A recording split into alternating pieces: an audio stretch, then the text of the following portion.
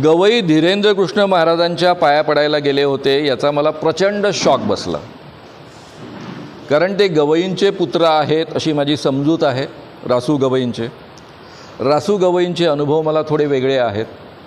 रासू गवई सगळ्यांना सोबत घेऊन चालायचं म्हणून ते करायचे, पण विक्तूबाबाचा सत्कार दीक्षाभूमीवर आयोजित केलेला होता आणि त्यावेळेस मी झेंडा उचलला आणि सगळ्या माझ्या दलित पत्रकार मित्रांना सोबत घेऊन झेंडा उचलला.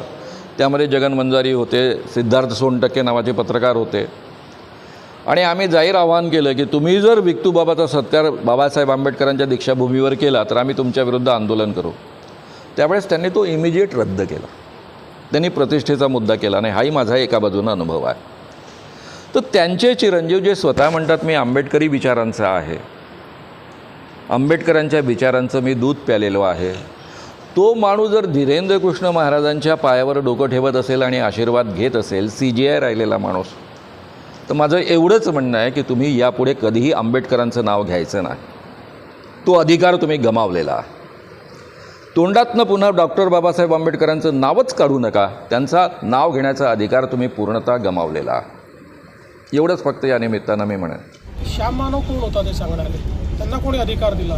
ते थोडे सर्टिफिकेट वाटणार आहेत. श्याम मानव अलीकडच्या काळामध्ये फक्त प्रसिद्धी करता बोलतात. त्यांना कोणी विचारत नाही, त्यामुळे त्यांना प्रसिद्धी पाहिजे म्हणून रोज ते असे स्टेटमेंट